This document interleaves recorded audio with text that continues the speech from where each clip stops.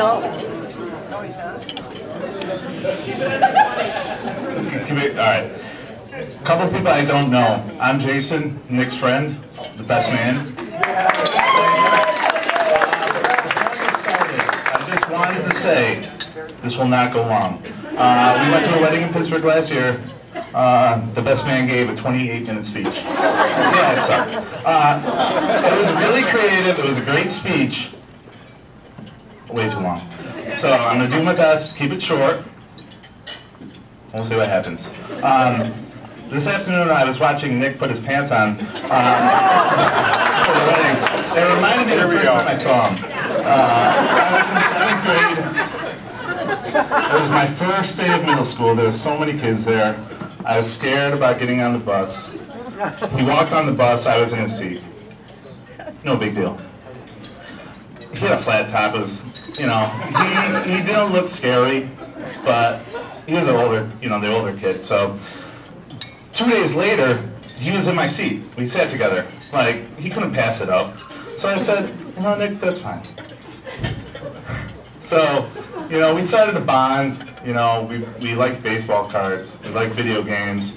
We were the 2 sweatiest kids in central New York. It was fantastic.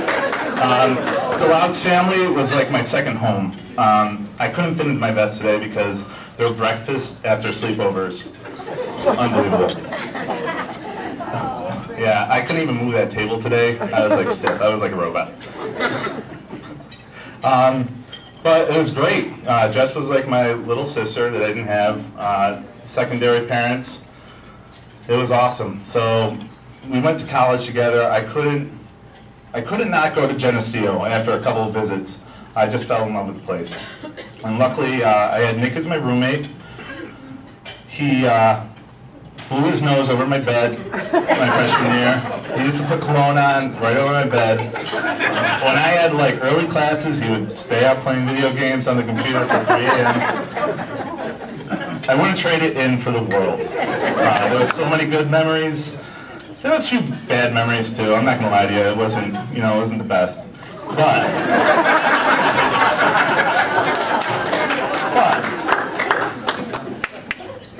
his senior year, we were walking home from the library on a late Saturday night. We had a couple books. It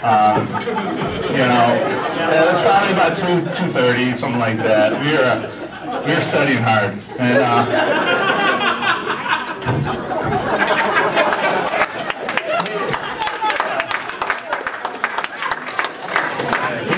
we didn't study.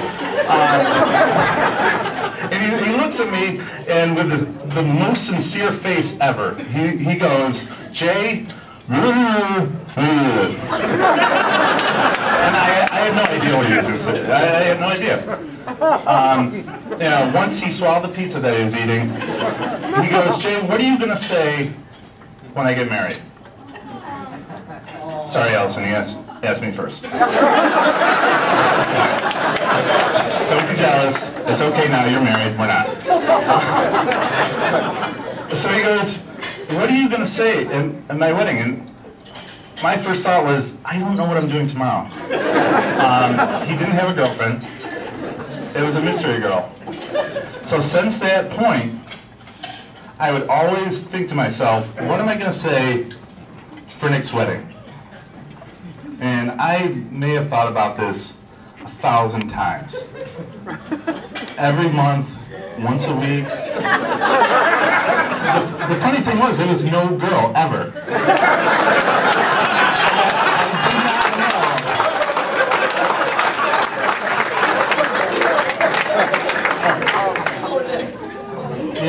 People asked me what I was going to say today, and I didn't write anything, because my speech evolved. For 7 years, it was in my head. But no matter how many drafts I wrote in my head, I didn't write anything on paper. There's a couple notes here, I'm not reading them. There was never a girl. So the first time I met Allison, we drove one Labor Day weekend up to Connecticut. He's like, I'm hanging out with this girl. No biggie. And we got to his place after 6 hours of driving, and Nick likes to go on a little thing we call friends overload. It's like a natural intoxication. He doesn't need any beer, no liquor. He just needs friends. And it is pretty sad, I know. And I remember Allison, I met her for the first time. She fit in with a dozen guys. You know, she held her own. But the weird thing was, we were all getting a little worried about Nick's condition. He was out of it. But Allison stayed. She stayed at the party. An hour after that, she was still there. She was there, you know, 2 hours after that. She was always there. She didn't leave. Yeah, she's still here.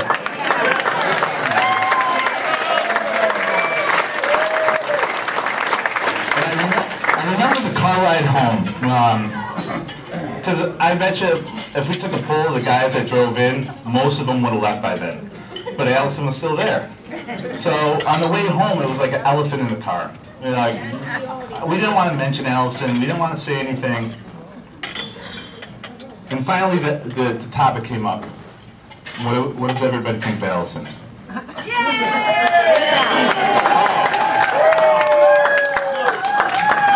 No cheering. It's not funny. And it came up. Well, what does everybody think of Allison? Hey, stop! Stop! Then there was silence.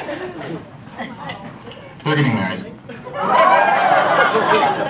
And that was it. That was a whole conversation. A couple minutes later, somebody chimed in, I won't name names. What's wrong with her? I mean, most of us wanted out that night. She was there. Something was wrong with her. Turns out, nothing's wrong with her. She has a great family, like Nick. Nick would always ask me, I wasn't sure what he wanted me to say tonight. I always thought he wanted like a circus with fireworks, and I felt that wasn't appropriate. So the more and more I thought about it, you know, there was no way I could change what I wanted to say tonight. No matter how many times you edit something in your head, the important things always stick out. And I'm just grateful that they gave me a chance to talk about that tonight. Thank you for Allison and Nick's family. You've been great this weekend. I wish you didn't have to leave tomorrow. I might move to Milwaukee.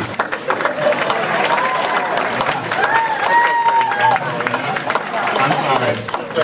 But, so thank you to Nick and Allison for giving me a chance to speak. If everybody wants to raise their glass. Thank you. Best of luck in the future. We wish you the best. Thank you.